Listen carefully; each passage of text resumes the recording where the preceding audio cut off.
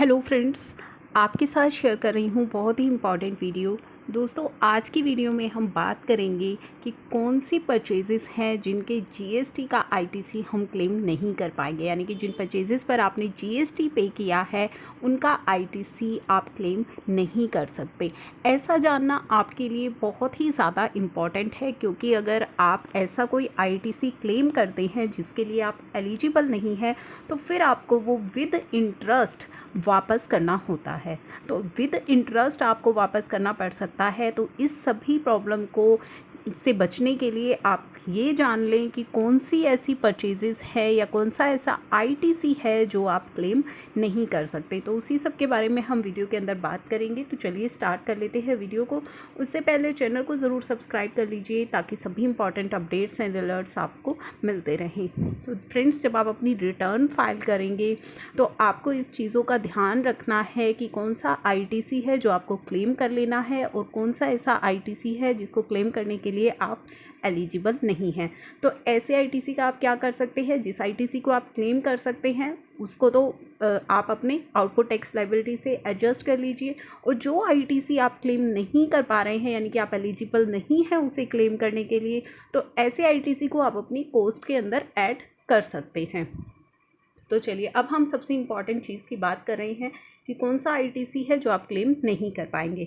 तो ये मैंने आपके सामने ओपन किया है सीजीएसटी एक्ट। इसका सेक्शन 17 सबसेक्शन 5 बात करता है उन सभी आईटीसी की जिसका बेनिफिट आप नहीं ले सकते। साथ ही इसमें अभी कुछ आईटीसी ऐसे हैं जिनको आप क्लेम कर सकते हैं, वो भी मैं आपको यहाँ पे बताऊंगी।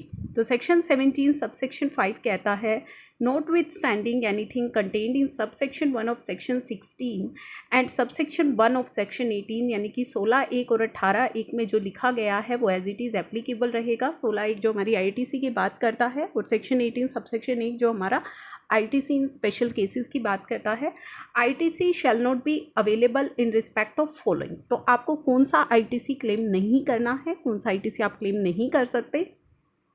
Motor vehicle and other convenience, अगर आप अपने बिजनेस के लिए कोई मोटर व्हीकल परचेज करते हैं तो ऐसे केस में आप उसका आईटीसी क्लेम नहीं कर सकते।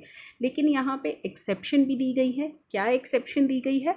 For making the following taxable supply. अगर आप ऐसी कुछ सप्लाईज कर रहे हैं, कौन सी सप्लाई?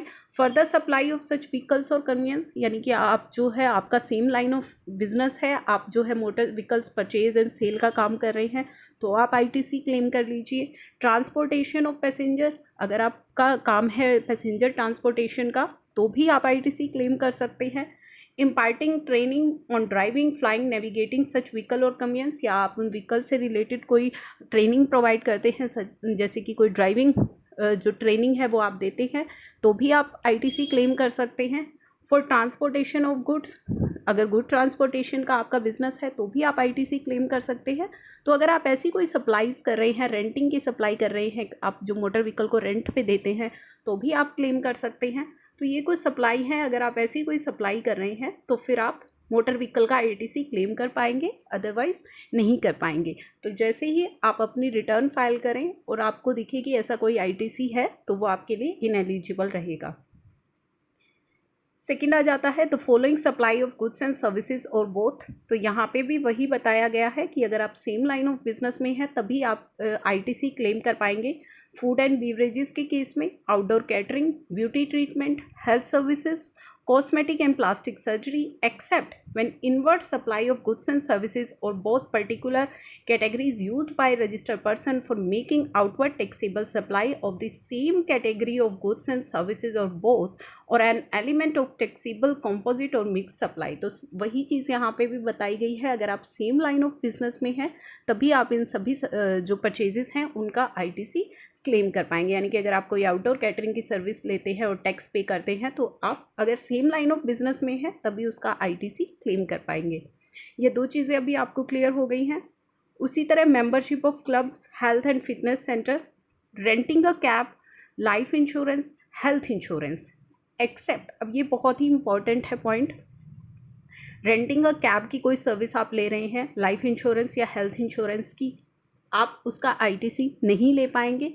लेकिन एक्सेप्शन यहाँ पे दी गई है, where government notify the services which are obligatory for an employer to provide its employ under any law for the time being in force. अगर किसी भी लॉ के अंदर, जरूरी नहीं है जीएसटी के अंदर, किसी भी लॉ के अंदर अगर गवर्नमेंट ने ऑब्लिगेटरी कर दिया, मैंडेटरी कर दिया एम्प्लॉयर को कि आपको अपने एम्प्लॉय को ये सर्विस प्रोवाइड करानी ही है, तो ऐसे केस में आप आईटीसी ले पाएंगे। फॉर एग्जांपल, अगर आप अभी अपने एम्प्लॉयज़ को कैब सर्विस दे रहे हैं तो आप उसका जीएसटी क्लेम नहीं कर सकते, लेकिन अगर गवर्नमेंट आपके लिए मैंडेटरी कर दे कि आपको जो है 8 बजे के बाद अपने एम्प्लॉयज़ को ये सर्विस प्रोवाइड करनी है, तो ऐसे केस में आप आईटीसी क्लेम कर पाएंगे।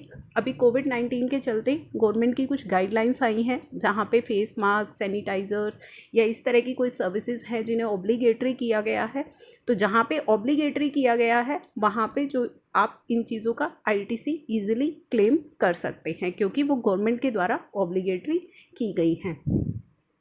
Such inward supply of goods or service or both of a particular category is used by registered person for making outward supply of the same category of goods and service or both or as a part of taxable composite or mixed supply। तो वही कहा गया है, अगर आप same line of business में है, same आप आउटवर्ड सप्लाई भी कर रहे हैं, तभी आप इनका आईटीसी क्लेम कर सकते हैं।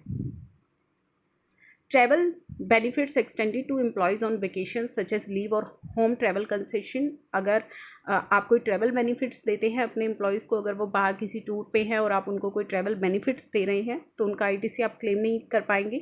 Work contract service when supplied for construction of immovable property other than plant and machinery except where it is an input service for the further supply of work contract service. इसी तरह अगर आप कोई work contract service provide कर रहे हैं for construction of immovable property के लिए, तो भी आप उसका आईटीसी तभी क्लेम कर पाएंगे जब आप की जो सप्लाई है, आप सेम लाइन ऑफ बिजनेस में है, आप सप्लाई भी वर्क कॉन्ट्रैक्ट सर्विस ही कर रहे हैं, तो इसमें एक्सेप्शन आपको दी गई है प्लांट एंड मशीनरी की। गुड्स और सर्विस और both receive by taxable person for construction of immovable property other than plant and machinery on is own account. अगर आप खुद से अपने लिए जो है गुड्स एंड सर्विसेज रिसीव कर रहे हैं, including when such goods and services or both are used in the course or furtherance of business. अगर आप अपने ही लिए ऑन इज ओन अकाउंट अगर आप ऐसी कोई सर्विस रिसीव कर रहे हैं for construction of immovable property की, अपने खुद के लिए कंस्ट्रक्शन करा रहे हैं, तो ऐसे केस में भी आप आईटीसी क्लेम नहीं कर सकते। गुड्स और सर्विस और both on which tax has been paid under section 10। अगर आप किसी कॉम्पोजिशन डीलर से सर्विस रिसीव कर रहे हैं या परचेज कर रहे हैं, तो भी आप उसका आईटीसी क्लेम नहीं कर पाएंगे।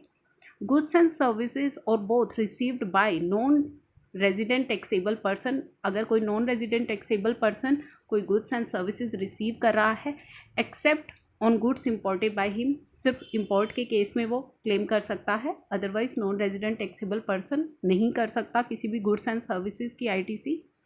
Goods and services or both use for personal consumption. अगर आप अपने पर्सनल यूज़ के लिए कोई गुड्स एंड सर्विसेज खरीद रहे हैं, तो भी आप उसका आईटीसी क्लेम नहीं कर पाएंगे। Good lost, stolen, destroyed, write off or dispose by way of gift or free samples. अगर आपके गुड्स चोरी हो गए, लॉस्ट हो गए, डिस्ट्रॉय हो गए हैं, आपने राइट ऑफ कर दिए या डिस्पोज ऑफ दे दिए किसी को gift as a free sample, तो भी आप उसका आईटीसी क्लेम नहीं कर पाएंगे। यहाँ पे फिर से मैं आपको हाईलाइट करना चाहूँगी, जैसे लॉकडाउन की वजह से कुछ पेरिशेबल गुड्स हैं जो कि डिस्ट्रॉय हो गए हैं, तो ऐसे केसेस में आपको अपना जो आईटीसी है वो रिवर्स करना होगा, क्योंकि सेक्शन 17 सबसेक्शन 5 कहता है कि अगर आपके गुड्स डिस्ट्रॉय हो गए हैं तो आप उनका आईटीसी क्लेम नहीं कर पाओगे। Any tax paid in accordance with the provision of section 74, 129 and 130। तो कोई आपने अगर टैक्स पे किया है as per provision of section 74, यानी कि कोई फ्रॉड से आपने ले लिया था आईटीसी, तो उन सब का आईटीसी भी आप क्लेम नहीं कर पाएंगे। The government may prescribe the manner in which the credit refer to in subsection 1 and 2 may be attributed. तो यहाँ पे वो चीज़ें बताई गई है, साथ ही साथ प्लांट एंड मशीनरी का मीनिंग बताया गया है। For the purpose of this chapter and chapter 6, the expression plant and machinery means apparatus, equipment and machinery fixed to earth by foundation or structural support that are used for making outward supply of goods and service of both, and includes such foundation and structural supports but exclude land and building or any other civil structure telecommunication tower, pipeline laid outside the factory premises. तो ये जो 3 चीज़ें हैं, land building and other civil structure, telecommunication tower और pipeline जो factory के बाहर लगाई जाती है, उन सभी को प्लांट एंड मशीनरी से बाहर रखा गया है।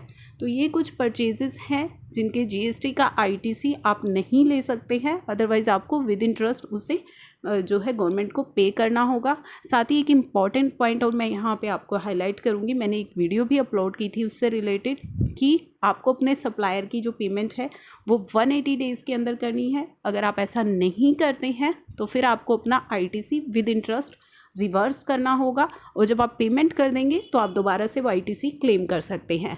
साथ ही इसकी 2 एक्सेप्शंस भी हैं जो मैं आपको बता रही हूँ। 2 एक्सेप्शन क्या है कि आरसीएम के केस में ये पेमेंट वाला जो सेक्शन है वो एप्लीकेबल नहीं होगा, यानी कि आरसीएम के केस में चाहे 180 डेज़ के बाद भी आप पेमेंट करें, आप उसका आईटीसी क्लेम कर सकते हैं।